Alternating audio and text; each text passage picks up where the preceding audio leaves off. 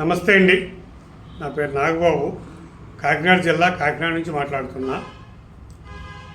ఈరోజు మీకు చెప్పబోయే విషయం ఏంటంటే, ప్రకృతి ఏ విధంగా దోచేశారు, దాని మీద ప్రభుత్వ అధికారులు ఏ విధమైన చర్యలు తీసుకుంటున్నారు అన్న విషయం మీద. గత ప్రభుత్వంలో కాకినాడ చుట్టుపక్కల కాకినాడ చుట్టుపక్కల ప్రజలకి జీవనాధారమైన అరట్లకట్ల చెరువు డైరెక్ట్ గోదావరి నీరు చెరువులోకి వచ్చి స్టోరేజ్ చేసి అక్కడ నుంచి ఫిల్టర్పేట ద్వారా ప్రొద్దుటే ఉదయం ప్రతి వీధుల్లోకి కుళాయిల ద్వారా వచ్చే మంచినీటి చెరువు 500 ఎకరాలు సుమారుగా ఉన్న భూమి.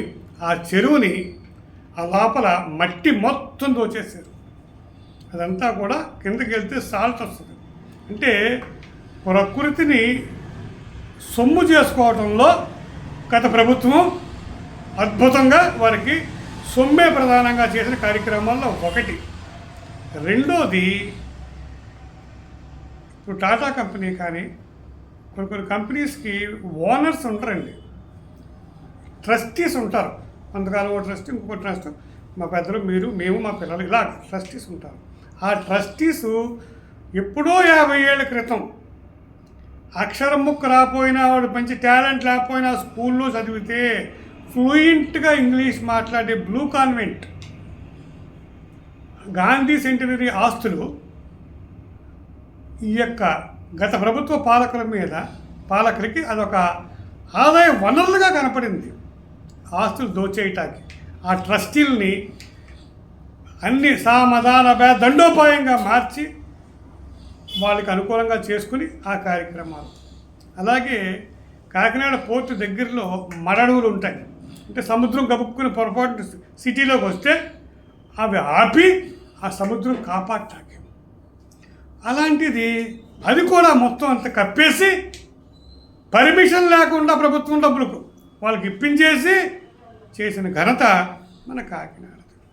ఇంకా కాకినాడ పోర్టు ఏ విధంగా చేశారో, కాకినాడ పోర్టుకి మంచినీళ్ళతో సహా వ్యాపారం చేసుకుని ఏ విధంగా సంపాదించారో ఇవన్నీ కూడా పేపర్లో వస్తున్నాయి.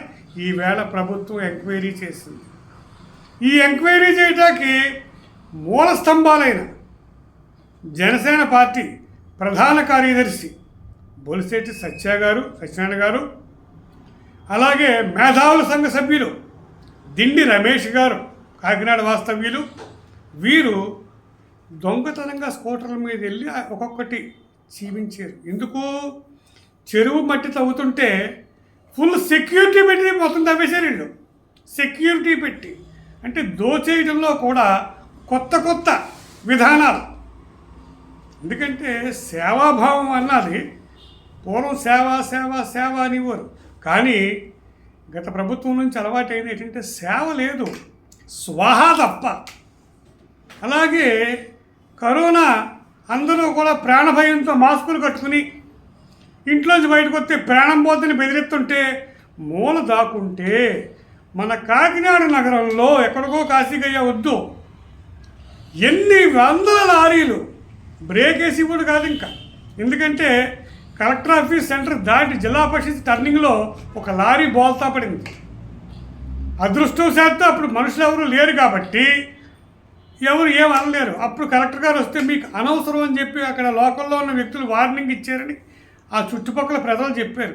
ఏమిట్రా ఇదంటే అంత స్పీడ్లో లారీ కూడా వచ్చి టర్న్ తిప్పుతుంటే పని పడిపోయింది. అంటే కరోనాని ప్రజలేమో భయపడి మూల కూర్చుంటే కరోనాను కూడా వ్యాపారంగా మార్చుకున్న ఘనత ఆ రాజకీయ నాయకులది. అంటే ఎక్కడా కూడా చింత లేదు, ఎక్కడా కూడా సేవ లేదు, స్వాహ తప్ప. దీనికి కారణం ఎవరు? మహా అయితే రాజకీయ నాయకులు కూడా ఉన్న జనాభా ఒక 5,000 ఉంటారు, 10,000 ఉంటారు. కాకినాడ నగరం, కాకినాడ రూరల్ 2 నియోజకవర్గాల ప్రజలు ఎంతమంది ఉంటారండి జనాభా? ఓటర్లు అయితే 2,50,000 రెట్టింపు వేసుకోండి, 10 లక్షల మంది. మనం సరదాగా నడుచుకుంటూ వెళ్తే కింద మనుషులు కనపడరు వీళ్ళు. అంటే మనలో చైతన్యం లేక ఎక్కడో వాళ్ళు వచ్చి ఇక్కడికి వచ్చి ఎంక్వైరీ చేసి వీళ్ళు గవర్నమెంట్కి ఇస్తే వాళ్ళు ఎంక్వైరీ చేసి ఆ ప్రభుత్వ అధికారిని సస్పెండ్ చేసే దాకా మనకు ఆ విషయం తెలియలేదు. చూసారా ఎంత దారుణమైన విషయం జరుగుతుందో. ఎప్పటికైనా మనం మేల్కోవాలా. ఇది మన కాకినాడ, మన ఆస్తులు. ఈడెవడు దొంగోడు దొబ్బెత్తాకి. గాంధీ సెంటరీ స్కూల్ ఎవడాస్తిది? కాకినాడ ప్రజల ఆస్తి. అంతేకాని ఒక నాగబాబు ఆస్తో, ఓ దిండి రమేష్ గారు ఆస్తో, ఓ పోలీసు సత్య గారు ఆస్తో కాదు. కాకినాడ ప్రజల ఆస్తి. నీ ఆస్తి నువ్వే కాపాడుకోవాలా. లేదా మన ఆపరేషన్ సింధూర్ జరిగింది కదా, బ్రహ్మోస్ లాగా ఎవడైతే కబ్జా చేస్తున్నాడో అదే పాయింట్ కొట్ట మళ్ళీ ఆ రోడ్డు మీద ఇంచి మట్టి లేకుండా బిల్డింగ్ అలా కూలిపోవాలి. అప్పుడు ఈ కాకినాడని, ప్రశాంతమైన పెన్షనర్స్ ప్యారడైజ్ అనే కాకినాడని మనం రక్షించుకునే అవసరం ఏర్పడుద్ది. అదేవిధంగా రేపు మనకి వినాయక చవితి వస్తుంది అతి త్వరలో. తర్వాత విజయదశమి, ఆ తర్వాత దీపావళి, ఆ తర్వాత కార్తీక మాసం. ఇక నుంచి ప్రతి హిందువు ఎలాగైతే అయోధ్యలో రామాలయం కట్టారో మనం కూడా ఈ యొక్క పాడైన దేవాలయాలు ఎక్కడన్నా మీ ఎరుకలో ఉంటే మనం నెగ్గించిన స్థానిక నాయకులను పట్టుకుని అడగడం మన హక్కు. దేవరించొద్దు చేయి అని చెప్పి అడిగి మనం చేయించుకుని మన మతాన్ని మనమే ప్రమోట్ చేసుకోవాలి. ఎందుకంటే నరేంద్ర మోదీ గారి దగ్గర నుంచి పవన్ కళ్యాణ్ గారి దాకా వారు సనాతన ధర్మం కోసం ధైర్యంగా పోరాటం చేస్తున్నప్పుడు మన వంతు లేదా? మనం గుడిలోకి వెళ్తే ఆ యొక్క చిన్న చిన్న తప్పులు చేస్తుంటాం, దాని రోడ్డు మీద వెళ్తుంటాం. ఏ పాము గుడ్డు ఏ పురుగు మనం చచ్చిపోవచ్చు, ఏ జంతువు చచ్చిపోవచ్చు కారులో వెళ్తుంటే.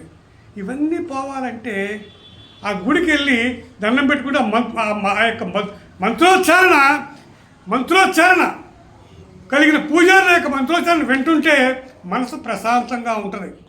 గుడిలో రెడ్ కార్పెట్ బ్యాచ్లు కావాల్సింది. ఇప్పుడు గుడిలో ప్రశాంతమైన వాతావరణం కల్పించి దాతలు ముందుకొచ్చి ప్రసాదం ఇచ్చి అంగవైకల్యుడు కానీ వృద్ధులు కానీ వస్తే డైరెక్ట్ దర్శనం వచ్చి ఈ విధంగా ఏర్పాటు చేసి ఈ యొక్క హిందూ ధర్మాన్ని పెంచాలని మనస్ఫూర్తిగా కోరుకుంటూ ఈ యొక్క రాబోయే రోజుల్లో హమారా కాకినాడ, మై కాకినాడ, నా కాకినాడ, నా ప్రజల యొక్క జీవన విధానం.